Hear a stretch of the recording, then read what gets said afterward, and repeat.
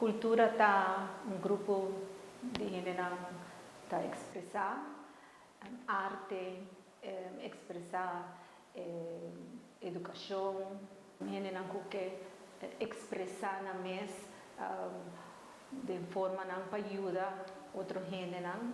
Cultura está color, é uma maneira para mostrar o que nós temos de oferecer, como nós podemos ajudar outro.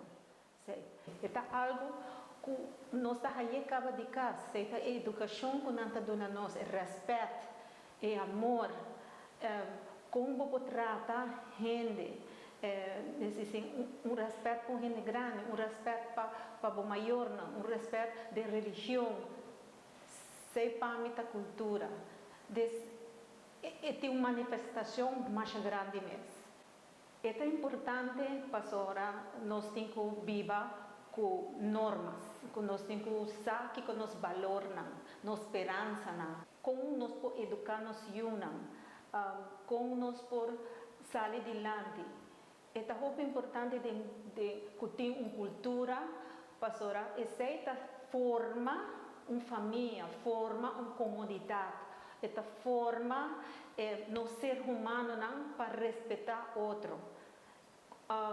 Se, por exemplo, se você for, logo que busca que a cultura de um país, que é algo que está centralizado, você haya que você entende, não gusta certo arte, não gusta certo baile, certa comida, tudo isso é importante para um país, para reconhecer que o país tem seu valor.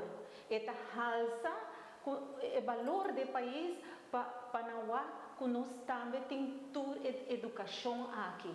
Me apoiar 100% a cultura.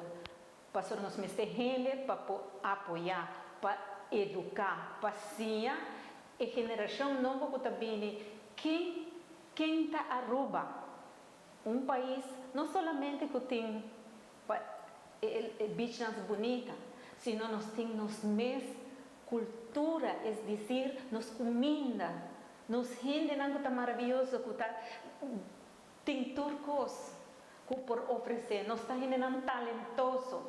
Então, e menina avisa, para que não?